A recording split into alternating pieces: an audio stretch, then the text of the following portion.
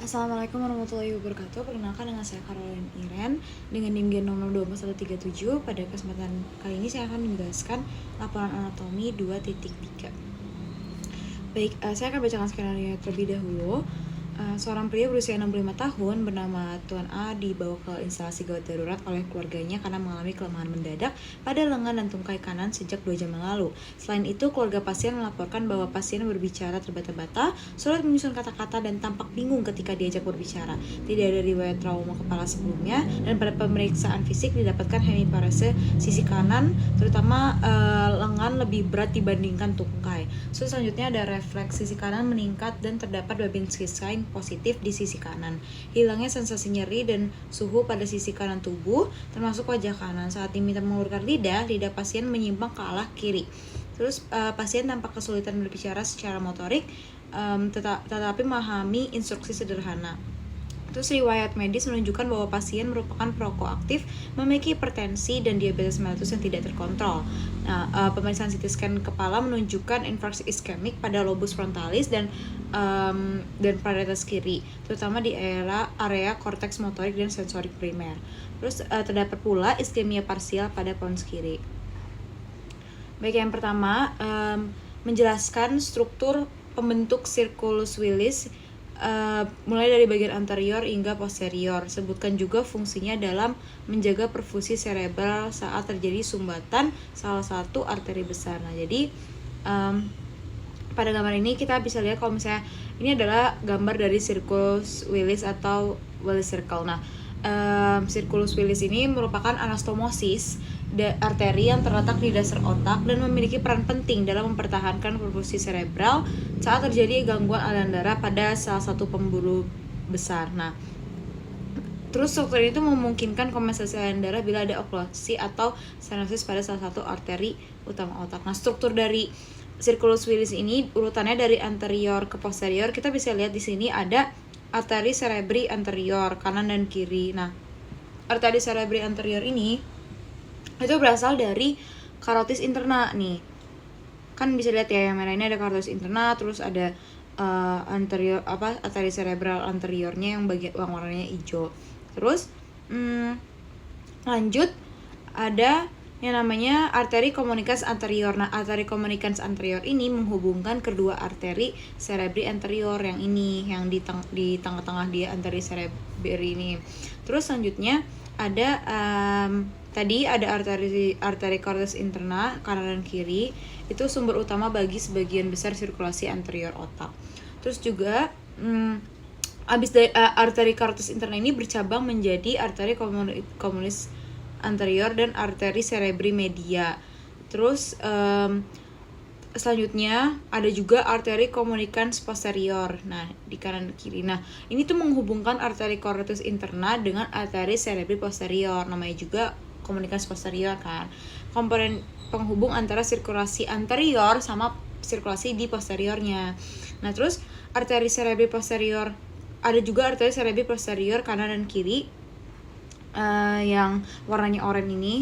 Nah, arteri cerebri posterior ini merupakan cabang dari arteri basilaris. Nah, fungsi dari arteri cerebri posterior ini mensuplai lobus occipital, bagian bawah lobus temporal, dan struktur subkortikal.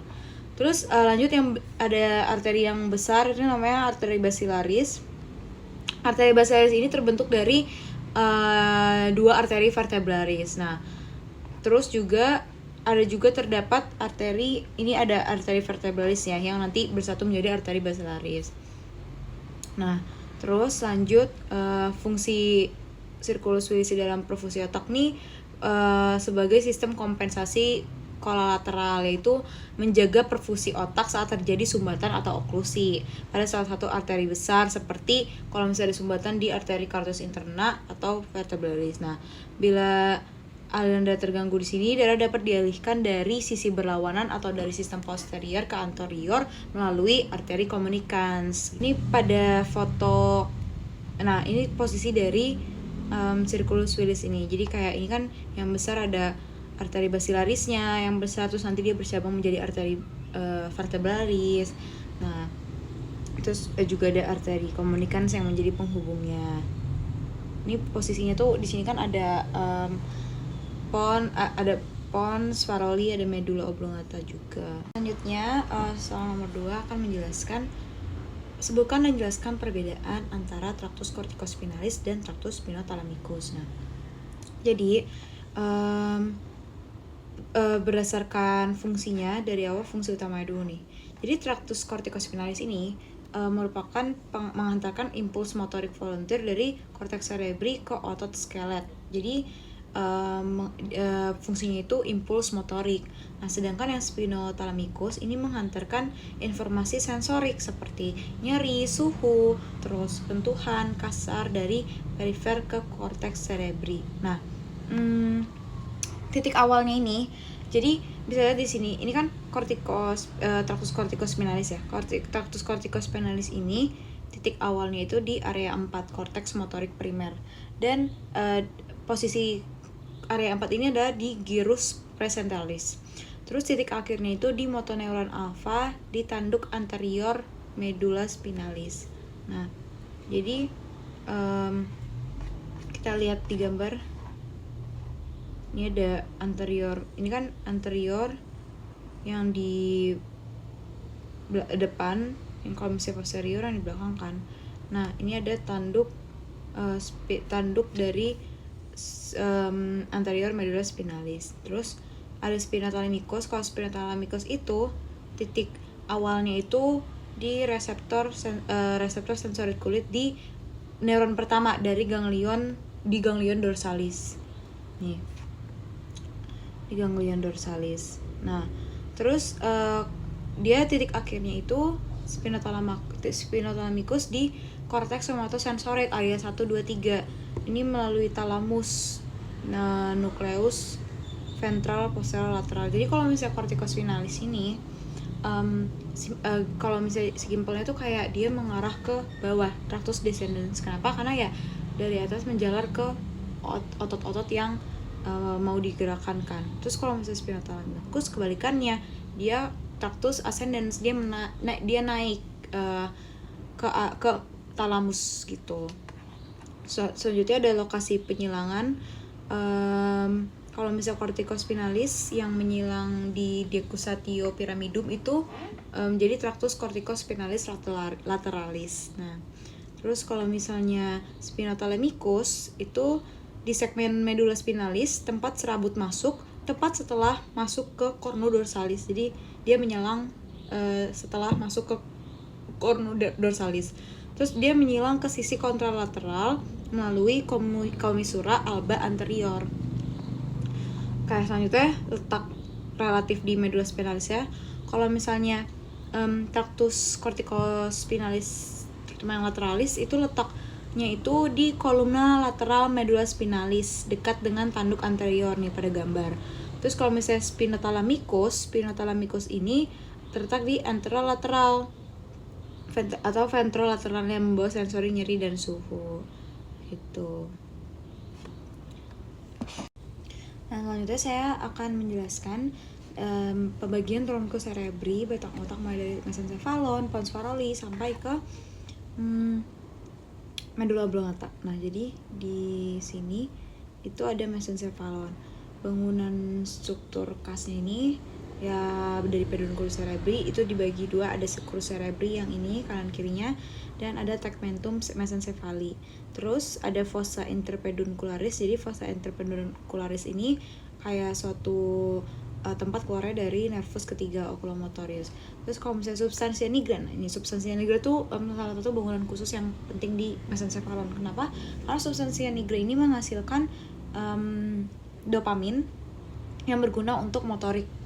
Terus juga ada aqueductus mesencephali dan ada tectum mesencephali. Nah, kalau secara gampangnya mesencephalon ini seperti gambar Mickey Mouse.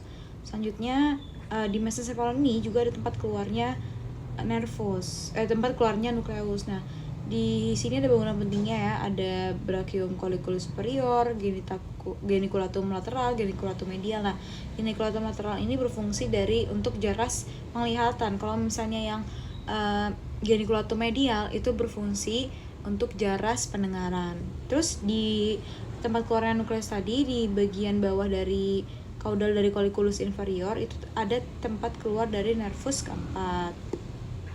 Baik. Selanjutnya masuk ke pons Farolina. Di pons ini bentuknya tuh gampangnya kayak Patrick kebalik. Terus ada parsnya, kalau bagian ventral tuh ada pars bacillaris pontis. Kalau bagian belakang itu namanya pars tegmentalis pontis. Kayak bangunan penting di pars bacillaris dulu. Di pars bacillaris ini bangunan pentingnya ada sulcus bacillaris pontis. Jadi kayak dia cekungan. Nah, kenapa ada cekungan? Karena di situ ada terletak arteri bacillaris yang tadi di circulus Willis. Terus juga ada nervus. Di sini tuh ada tempat di pons Farolina ini tempat keluarnya dari nervus ke-5, 6, 7 dan nervus 8 pada gambar. Terus juga ada sulcus bulbopontinus, ada angulo pontocerebellaris. Selanjutnya ada medulla oblongata. Kalau di bagian medulla oblongata, ini yang bagian ventral, ada sulcus ventrolaterali. Terus ada fissura mediana anterior yang di tengah nih, garis tengah. Terus ada decussatio pyramidum. Nah, decussatio pyramidum itu tadi yang tempat menyilangnya tractus corticospinalis lateral. Terus ada oliva dan ada piramis. Terus kalau di bagian dorsal ya ada trigonum nervus hypoglossy, trigonum nervus vagi, terus ada tuberculum cunatum, ada tuberculum gracile, terus ada fasciculus-fasciculusnya, ada fasciculus cuneatus sama gracilis. Ada juga kalau tadi depan ada fissura mediana anterior, kalau di bagian belakang ada sulcus medianus posterior. Terus di medulla oblongata ini tempat keluarnya dari glossopharyngeal nervus, nervus vagus, nervus hypoglossus sama nervus accessory. Nah, oke, selanjutnya saya akan menjelaskan asal-usul nukleus dan fungsi dari 3 nervus cranialis motorik murni. Misalnya nervus 3 oculomotorius, nervus 4 dan nervus 6, serta akibat lesi pada upper motor neuron dan lower motor neuronnya. Oke. Jadi nervus 3 itu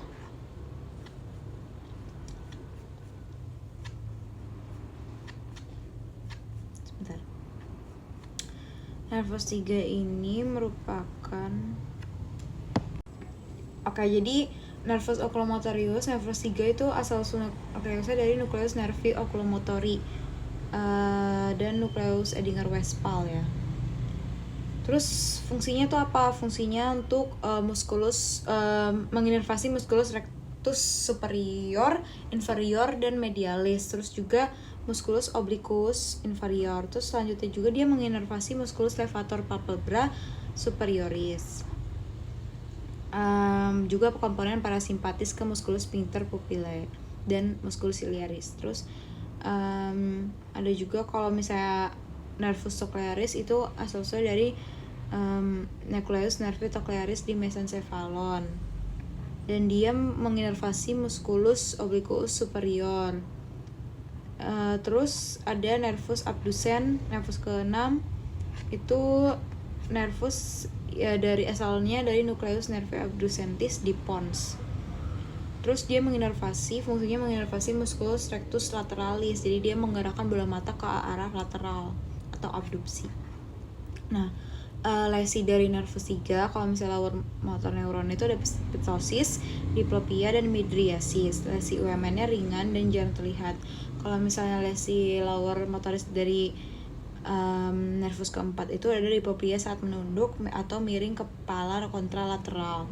Lesi UMN-nya sama seperti lesi LMN karena menyilangkan. Terus kalau misalnya nervus ke-6 itu lesinya tidak bisa menggerakkan mata ke arah lateral. Lesi upper motor neuronnya biasanya ringan, gangguan gerak horizontal bila pusat dari frontalnya kena. Selanjutnya, jelaskan lokasi dan fungsi dari area Brodmann berikut ini, area 4. Yang pertama dari area 4 dulu nih. Bisa lihat di area 4 yang gambarnya warna merah. Nah, area 4 ini itu merupakan lokasinya itu di gyrus presenteralis ya, di lobus frontal. Terus fungsinya apa sih? Fungsi dari area 4 ini mengontrol gerakan motorik volunteer. Terus dia masing-masing bagian korteks memetakan bagian tubuh dikenal sebagai homunculus motorik. Terus kalau misalnya pada area 1, 2, 3 itu lokasinya di gyrus postcentralis. Kalau tadi presentalis motorik, kalau sensoriknya di postcentralis. Nah, di lobus parietal. Fungsinya apa? Fungsinya namanya juga dia area 1, 2, 3 itu merupakan korteks somatosensorik primer. Jadi dia fungsinya untuk menerima dan memproses informasi sensorik dari tubuh, termasuk seperti raba, tekanan, nyeri, temperatur, dan propriosepsi. Termasuk area 4 ini terdapat seperti area 4, area 1, 2, 3 ini terdapat homunculus sensori. Terus ke area 44 dan 45 dikenal dengan area Broca. Ini bisa dilihat di 44 dan 45 ini warna oranye ya, oranye di bagian bawahnya, Broca speech area. Nah, apa sih maksudnya? Lokasinya kan di gyrus frontalis inferior kan, dia di bawahnya gyrus frontalis. Di hemisfer dominannya biasanya di kiri. Nah, area 44 ini yang bagian posteriornya untuk pars opercularis. Kalau misalnya area 45 bagian anteriornya itu pars triangularis. Fungsinya apa? Fungsinya itu adalah produksi dan perencanaan bicara. Jadi dia peran konektifnya itu dalam struktur tata bahasa. Jadi ketika ada lesi di area 44 dan 45 ini atau yang biasa disebut dengan afasia Broca, dia kemampuan bicara terganggu, tetapi pemahaman relatif utuh. Seperti pada skenario ya. Terus selanjutnya area 22. Kalau misalnya tadi ada area Broca, kalau area 22 ini adalah area Wernicke. Area Wernicke ini lokasinya di gyrus temporalis superior posterior, biasanya di hemisfer kiri dominannya. Nah, ini adalah fungsi untuk pemrosesan pemahaman bahasa lisan. Jadi ini tuh kebalikannya dari area Broca, area Wernicke. Kalau tadi kan bisa ngomong tapi nggak bisa ngomong tapi paham maksudnya apa. Kalau misalnya Wernicke lesinya ini ngomong lancar tapi nggak paham, nggak ngerti maknanya gitu, terganggu pemahamannya gitu. Oke, di sini jelaskan mekanisme kompensasi vaskular terjadi jika terjadi oklusi atau sumbatan ya. Oklusi itu pada arteri karotis interna kiri dengan mengaitkan struktur sirkulus Willis yang terlibat. Jadi tadi udah sempat mention di soal sirkulus Willis di awal. Jadi oklusi arteri karotis interna kiri ini menyebabkan risiko iskemia pada korteks frontal, parietal lateral, dan gangguan fungsi sensori motorik di sisi kanan tubuh. Maka tadi di skenario kasus sisi kanan yang bermasalah. Nah, jadi mekanisme kompensasi melalui sirkulus Willisnya gimana? Oke, jadi ilustrasi alur kompensasinya itu dari kan arteri karotis interna kanan kirinya bermasalah. Jadi arteri karotis interna kanan itu akan ke arteri karotis anterior kanan dan akan masuk ke arteri communicans, sehingga dia akan masuk lagi ke arteri karotis anterior kiri. Nah, terus kalau misalnya yang dari arteri basilaris ini akan masuk ke posterior cerebri anterior kiri, terus masuk ke posterior communicans kiri, dan akan ke internal carotis anterior kiri distal. Selanjutnya dia ke ACM kiri, jadi dia supply ke korteks lateral kiri. Jadi karena sebenarnya tuh intinya karena ada si arteri komunikans ini, jadi karena dia sirkulus, even di salah satu sisinya itu tersumbat, nanti akan ada kompensasi dari arteri kontralateral, dari arteri berlawanannya gitu intinya. Terus soal ini juga mengapa oklusi pada arteri cerebri medial lebih sering menyebabkan kelumpuhan pada wajah dan lengan dibandingkan tungkai. Jelaskan dengan mengaitkan distribusi vaskular dan homunculus motoriknya. Baik. Jadi kan intinya tuh korteks motorik primer area Brodmann 4 di gyrus presentalis yang tadi yang udah dijelaskan di awal memiliki representasi tubuh yang dikenal dengan homunculus motorik. Nah, homunculus ini menggambarkan bagian tubuh secara topografis. Bagian lateral cortex ini mengendalikan wajah dan lengan. Terus kalau misalnya bagian medial atau superior cortex mengendalikan tungkai dan kaki. Nah, dari implikasi klinis itu, oleh karena itu ketika terjadi infark dari arteri cerebri media, yang lebih sering menyebabkannya itu ya hemiparesis wajah dan lengan karena korteks lateralnya yang terkena, bukan tungkai. Karena kalau tadi udah dijelaskan kalau di bagian tungkai itu area medialnya, karena area medial tungkai itu dipertahankan oleh arteri cerebri anterior. Nih pada gambar ya bisa dilihat kalau misalnya di sini ada yang kita lihat yang di bagian gambar warna merah yang motor map in presental gyrus, bisa dilihat kan kalau misalnya kaki itu lebih ke arah sininya lebih jauh gitu.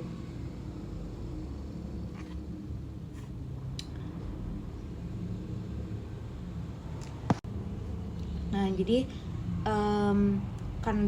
karena di bagian lateral itu didistribusi oleh arteri cerebri media, dan kalau kita bisa lihat di pada gambar ya ini gambarnya kayak di lateral ini yang lebih deket tuh dari face, lips, jaw, terus ada thumb and finger, hand, wrist, elbow. Nah kalau misalnya di bagian knee itu kan dia lebih ke medial. Nah medial ini yang tadi udah dibilang kalau misalnya dia didistribusi oleh arteri cerebri anterior yang mengontrol tungkai dan kaki gitu.